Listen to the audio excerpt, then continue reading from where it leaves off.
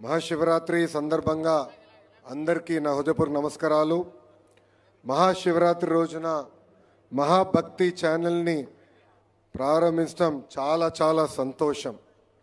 ఈ కార్యక్రమానికి ప్రత్యర్థిగా వచ్చిన నిరంజని పీతాధీశ్వర స్వామీజీ శ్రీ శ్రీ శ్రీ మహా మండలేశ్వర కైలాస నందగిరి మహారాజ్కి నా హృదయపూర్వక నమస్కారాలు. ఆయన్ని నేను ఈరోజు ఇట్లా కలుస్తాం, ఆయన ఆశీర్వాదం తీసుకుంటాం, నాకు చాలా చాలా అదృష్టం. బాబు గారు అరెస్ట్ చేసిన తర్వాత నా ఆలోచన విధానం మారింది. శివుడిపై భక్తి చాలా చాలా పెరిగింది.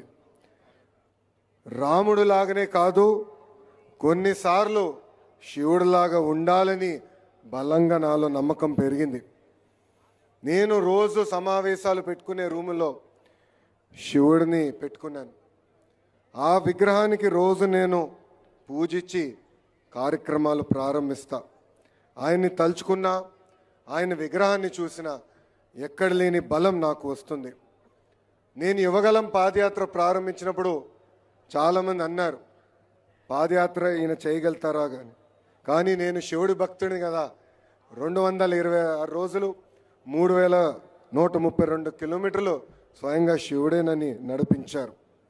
సత్యం, శివం, సుందరం, సంతోషాన్ని పంచేవాడు మన శివుడు. మానవత్వం, శివతత్వం. ఆయన విషాన్ని మింగి అందరికీ అమృతం పంచారు. ధ్యానం, మౌనం, ధ్యానం తప్ప ఇతర అలంకారాలు ఉండవు మన శివుడికి. భక్తి తప్ప మరి ఇతర కానుకలు కోరరు మన శివుడు. కోరిన కోరికలు తీర్చే బోలా శంకరుడు మన శివుడు. మన శివుడు అర్ధనారీశ్వరుడు. మహిళలు గౌరవించాలి, మహిళల గొప్పతనం నేర్పించింది మన శివుడు. శివుడు ఇష్టమైన మహాశివరాత్రి రోజున ప్రారంభమవుతాం. మహాభక్తి ఛానల్ ఒక శక్తిగా మారాలని హృదయపూర్వకంగా నేను కోరుతున్నాను.